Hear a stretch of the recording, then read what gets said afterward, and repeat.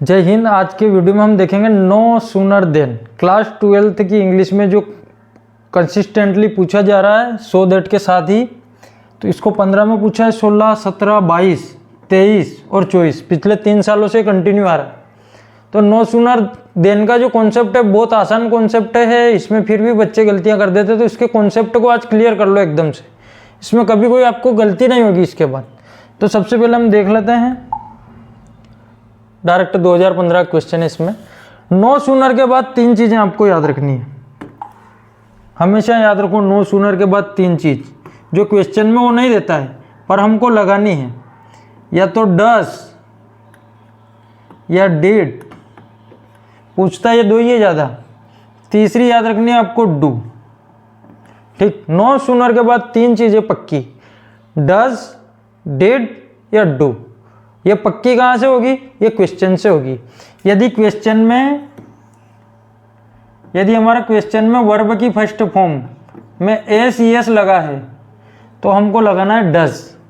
यदि क्वेश्चन में V2 आई है तो लगाना है डिड, और यदि क्वेश्चन में वर्ब की फर्स्ट फॉर्म आई है तो लगाना है डू। तो समझ लेते हैं concept. No sooner did the boy see the cobra he ran away. यह तो क्वेश्चन पूछा है 2015 में रिक्त स्थान के रूप में। नो सूनर डिड, यहाँ तो देन ही लगेगा, देन से वाक्य जुड़ेगा। नो सूनर देन स्पष्ट रूप से आता है हमारे। He gets salary he starts spending it. Verb ढूंढो, क्या है? वर्ब की फर्स्ट फॉर्म में एस लगा है तो क्या लगाएंगे अब? डस। नो सूनर डस ही गेट, एक परिवर्तन और क्या हुआ इसमें? ये एस हटाएंगे, ये कहाँ ट्रांसफर हुआ? डस पर। ही गेट सैलरी। दोनों सेंटेंस के बीच में लगाएंगे देन, और पीछे वाले सेंटेंस में बिल्कुल भी अकल नहीं लगानी है कि यहाँ स्टार्ट से तो इसका भी एस हटा दे, ये कहीं ट्रांसफर नहीं होगा। देन के बाद सेकंड सेंटेंस पूरा नकल होगा। ही starts spending it. That's clear. Verb ढूंढना है, वर्ब की सेकंड फॉर्म में डिड लगाना है नो सूनर के साथ, फर्स्ट फॉर्म में तो डू लगाना है, और फर्स्ट फॉर्म में एस ई एस जुड़ा है तो डज लगाना है। पीछे वाला सेंटेंस में कोई चेंजेस नहीं करना है, यानी कि देन के बाद का जो वाक्य आएगा बिना चेंजेस के आएगा। एज सून एज की जगह लगा दो नो सूनर। अब नो सूनर के बाद 3 शब्द है हमारे पास, कहाँ से तय होगा? क्लोज्ड।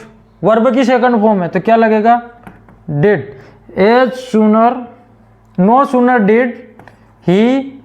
अब क्लोज्ड को क्लोज लिखेंगे क्योंकि डिड के साथ हमेशा वर्ब की फर्स्ट फॉर्म आती है। ही जाइस।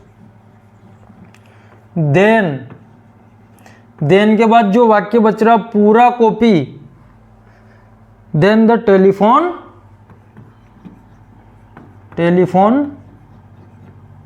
रेंग। बस ये हो गया, कुछ भी नहीं है, बहुत आसान कॉन्सेप्ट है, पर फिर भी इसमें गलती करते हैं, घबराते हैं इससे। नेक्स्ट है एज सून एज की जगह लगा दिया नो सूनर। नो सूनर के बाद तीनों में से क्या लगाना? तो ये सा है, वर्ब की सेकंड फॉर्म में तो क्या लगा देंगे? Did the boy see. सा को लिखा सी क्योंकि यहाँ आ गया हमारा did. No sooner did the boy see the principal.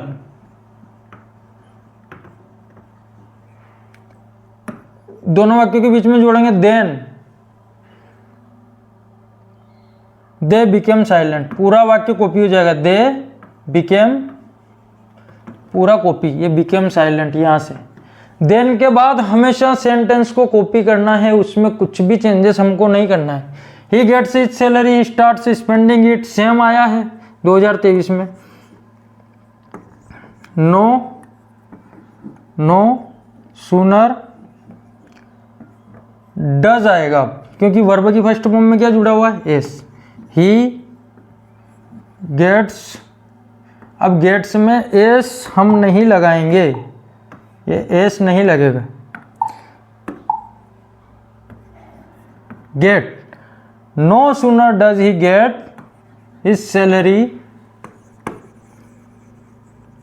दोनों सेंटेंस के बीच में लगाएंगे देन, और पूरा कॉपी कर देंगे, ही स्टार्ट्स स्पेंडिंग इट।